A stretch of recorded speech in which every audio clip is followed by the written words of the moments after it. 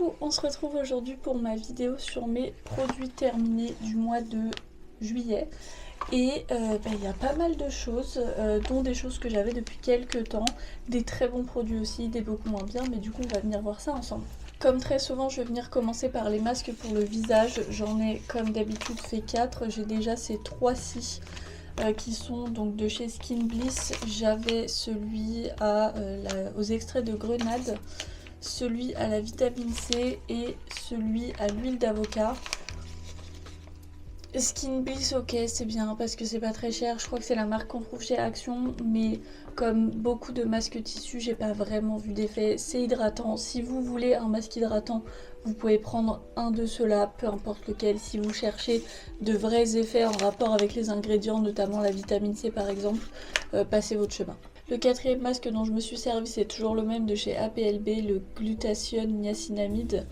Je continue à penser qu'il est hydratant, oui, mais je vois pas d'effet particulier. Juste ce que j'aime bien et là où je vois la différence par rapport à ceci, c'est sur la qualité du tissu du masque. Je sais que c'est assez étrange, mais vraiment quand il y a un truc qualitatif et bien fort, ça se voit et ça se sent.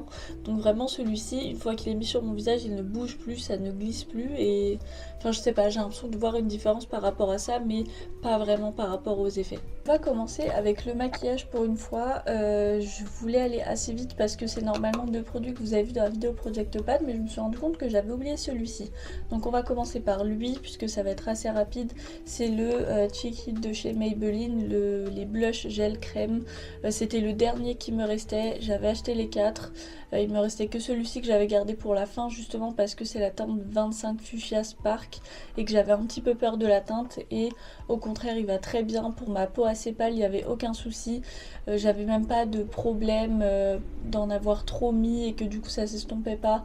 Franchement pas du tout. Par contre du coup si vous avez la peau noire mais ne serait-ce que même mate, je suis pas sûre que ce soit incroyable pour vous. Franchement je suis pas sûre qu'il se voit. Par contre, au contraire, pour les peaux claires à très claires, si vous en avez marre justement des blushs qui se voient trop et qui sont trop pigmentés, ceux-ci je pense qu'ils sont très bien. Il me semble qu'ils les avaient arrêtés, mais moi je les avais achetés sur Vinted, j'avais acheté le lot de 4. Je sais qu'il y en a d'autres à vendre, donc franchement n'hésitez pas à les regarder. L'autre produit de maquillage dont j'étais censée vous parler dans la vidéo Project Pan, mais c'est en faisant le montage que je me suis rendu compte que il n'y était pas, et pourtant vraiment il est hyper propre, je sais pas comment j'ai fait, mais donc c'est de chez Paille, les The Impossible Glow Bronzing Drops concentré éclat lumineux en teinte 01 bronze. Vous voyez un petit peu quelques résidus de la couleur.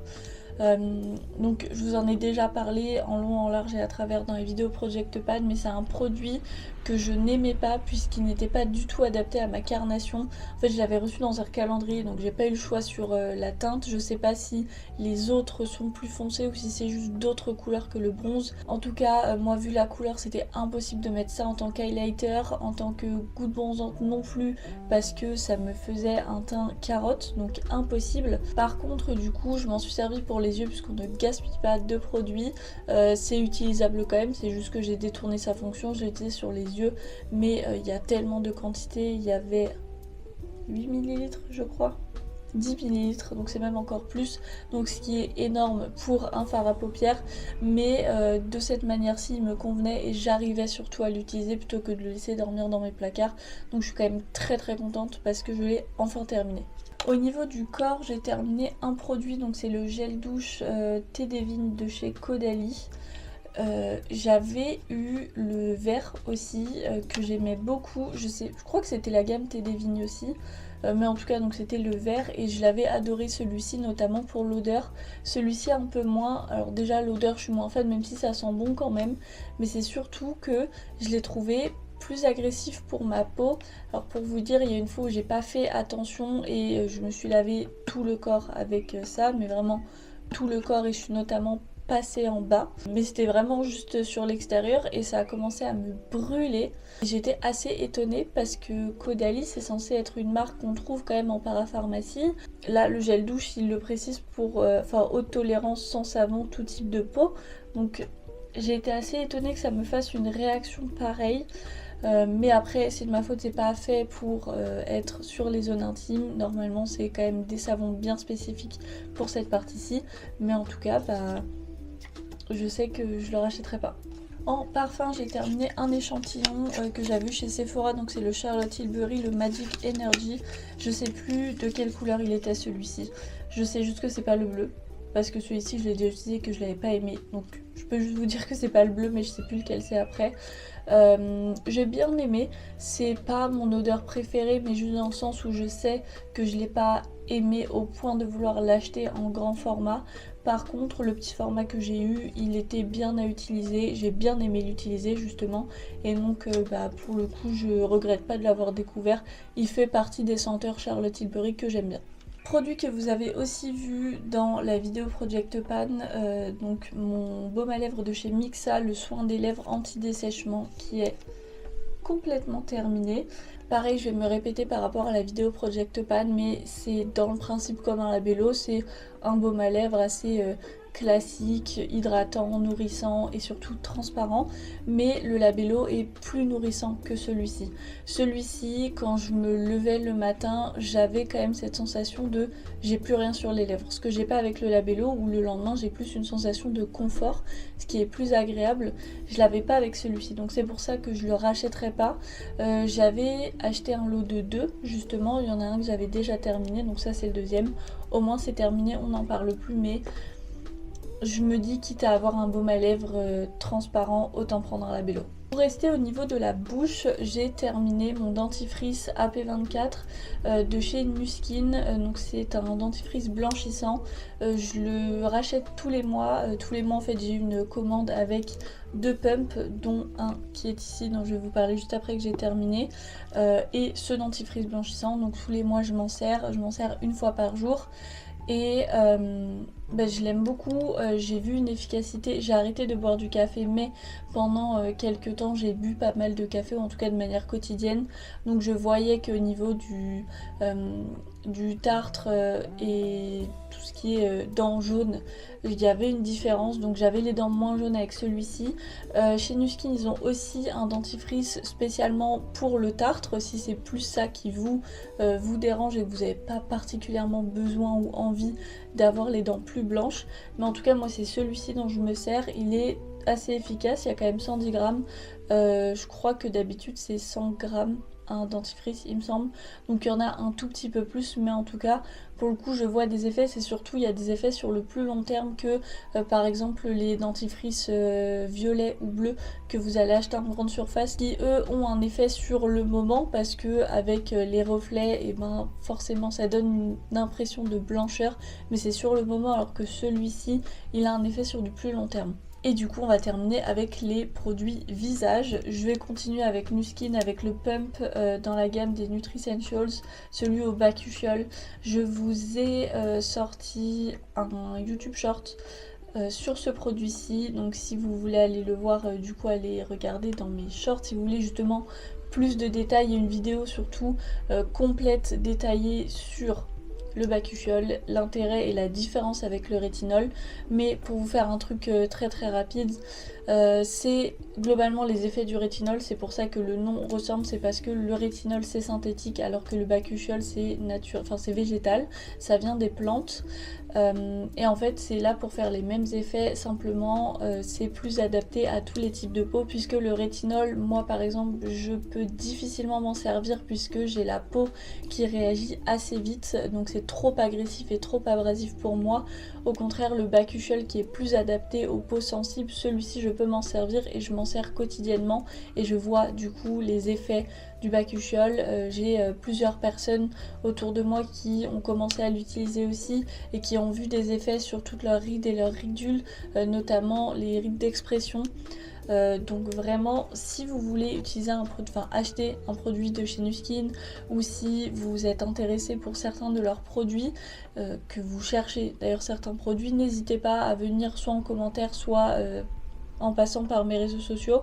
Je suis là justement pour vous conseiller, pour savoir quels produits sont adaptés, ceux que vous utilisez et qui fonctionnent déjà, donc il n'y a pas besoin qu'on les modifie, et ceux que vous voulez rajouter ou changer, voir avec lesquels on peut justement les remplacer pour avoir des produits plus efficaces. Au niveau des crèmes visage, j'ai terminé un échantillon de SVR, le baume palpebral à l'acide hyaluronique aux prébiotiques et aux céramides AD. Je peux pas voir de réels résultats sur un échantillon, je crois que je m'en suis servi 3 fois avec celui-ci, donc c'est pas trop mal non plus. Mais par contre j'ai vraiment adoré la texture baume, je l'ai trouvé hyper agréable et facile à appliquer sur la peau et à étaler pour le faire pénétrer. Je trouvais que ma peau avait vraiment une sensation de confort, donc franchement c'est pas souvent mais il est possible que j'aille regarder pour me l'acheter en grand format puisque je pense qu'elle peut bien convenir à ma peau, en tout cas rien que sur l'échantillon j'ai pas vu de problème avec ma peau grasse et j'ai eu cette sensation de confort que j'ai pas du tout avec toutes les crèmes. Pour me nettoyer le visage, dernièrement j'utilisais la gelée micellaire tout en un au charbon de chez Garnier. J'ai acheté un lot, en fait c'était une erreur, ma mamie a acheté le lot et pensait acheter de l'eau micellaire, sauf qu'en fait c'est une gelée micellaire. En soi, dans le principe, je n'utilise plus d'eau micellaire ou alors, sauf cas exceptionnel, pour me démaquiller ou me nettoyer le visage. Celle-ci, elle est censée nettoyer, démaquiller, elle est anti-point noir, on peut l'utiliser sur le visage, les yeux et les lèvres. Je l'ai utilisé du coup pour me nettoyer le visage, pas pour me démaquiller. Donc pour cette utilisation-ci, très bien. En soi, ça reste une gelée nettoyante assez classique, donc c'était plutôt sympa. Elle mousse un petit peu, mais pas énormément non plus.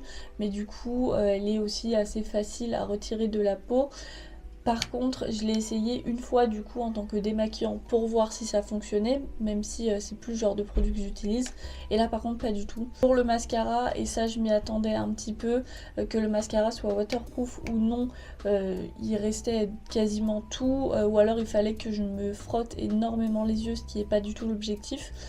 Et même pour le teint en fait, j'avais l'impression que c'était comme si je me mettais soit de l'eau, soit juste du gel douche pour me démaquiller la peau, donc c'était vraiment pas du tout efficace. J'avais la peau rouge, ça m'avait, c'était beaucoup trop agressif pour ma peau, mais en fait c'est pas le produit qui était agressif, c'est que moi j'ai dû frotter fort justement pour pouvoir essayer de retirer un maximum. Mais encore après je suis passée directement juste après avec mon baume démaquillant SVR et là ça m'a tout retiré. Et d'ailleurs dans la couleur que j'avais dans les mains il restait encore énormément de choses, donc j'ai une deuxième bouteille que je dois utiliser. Je vais m'en servir comme pour cette bouteille-ci en tant que nettoyant visage, mais pas du tout en tant que démaquillant. Vous l'avez vu si vous me suivez sur TikTok, j'ai commencé un Project Pan Skincare et j'avais mis cette crème-ci de chez Mixa, la crème visage des peaux sensibles au beurre de karité bio et la vitamine E. C'est celle que j'utilisais pour le soir.